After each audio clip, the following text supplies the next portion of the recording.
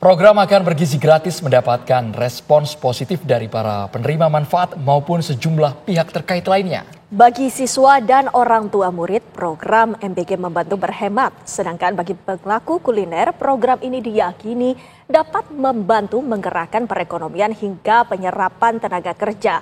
Lalu seperti apa suasana yang terpotret di lapangan? Selengkapnya dalam Benang Merah. Siswa ceria, pelaku kuliner bahagia.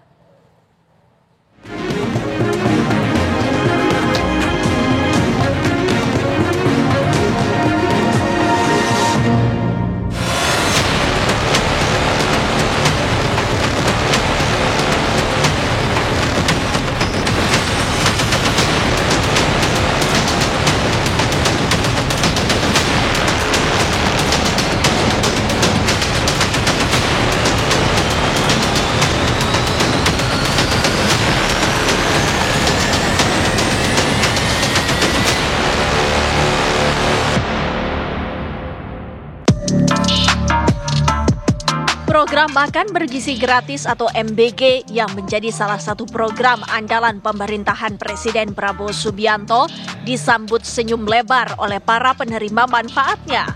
Kalaupun ada yang tidak tersenyum atau bahkan bersuara sumbang, toh itu masih terbilang dalam batas wajar. Semula, program MBG ini menargetkan 3 juta anak sebagai penerima manfaat di 3 bulan pertama. Namun setelah menimbang berbagai hal, untuk tahap awal MBG akan menyasar sekitar 600.000 anak penerima manfaat di 26 provinsi di Indonesia. Ratusan ribu anak itu mulai dari pendidikan anak usia dini, TK, SD, SMP, dan SMA. Daerah penerimanya terutama untuk wilayah perkotaan dan kabupaten yang sudah pernah menjalankan uji coba dalam beberapa bulan terakhir. Kalau kita lihat pelaksananya sebagaimana teman-teman media lihat, anak-anak antusias sekali untuk mendapat makan bergizi gratis dan alhamdulillah menunya pada senang. Seru dan haru acap muncul saat makanan dibagikan. Seperti inilah keceriaan siswa SDN Kedung Badak 1 Bogor, Jawa Barat kala mendapat hidangan makan bergizi gratis pada hari pertama. Fatimah Zahra, makan apa ini? Telur sama sayur. Sayurnya sayur apa? Kamu seneng nggak? Suka. Biasanya jam segini jajan? Jajan. Sekarang? Jadi makan ya. Enak. Makasih Fatimah ya. Keceriaan serupa juga dijumpai di sebuah sekolah dasar di Kecamatan Panakukang, Kota Makassar, Sulawesi Selatan pada hari keempat pelaksanaan program MBG ini.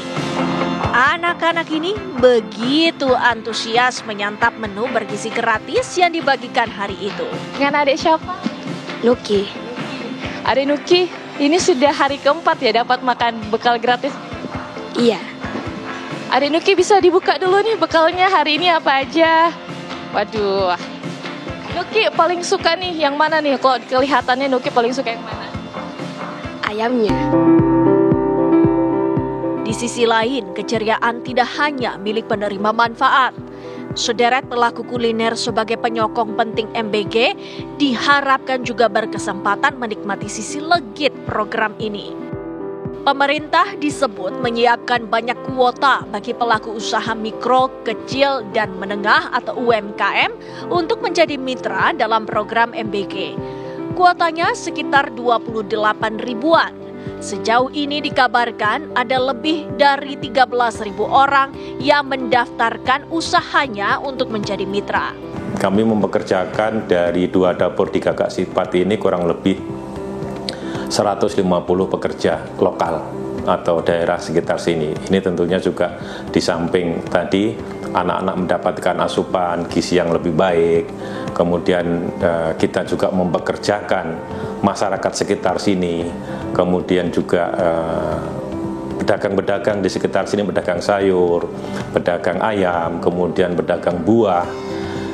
juga akan sangat terbantu. UMKM sangat terbuka untuk bergabung, untuk melakukan pelayanan di titik-titik yang memang belum dilayani. Kita sudah membuka pendaftaran untuk menjadi mitra ya. Jadi di mitra .bgn.go.id silakan masuk di situ, kemudian mengisi semua proposal usaha dan sebagainya.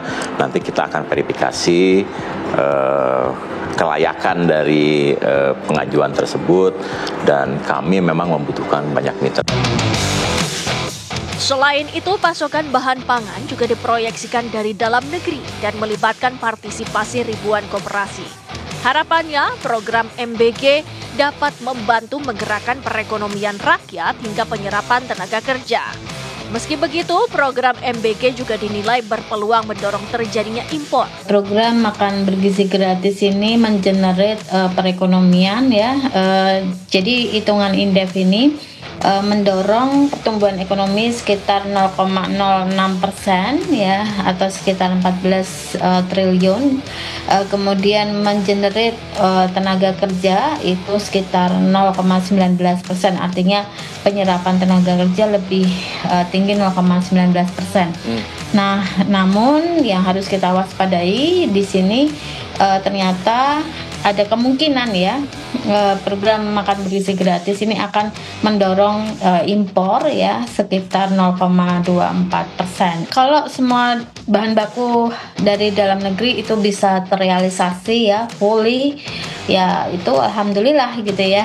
Karena kita tahu di sini beras juga masih impor ya, daging juga masih impor, susu juga impor gitu.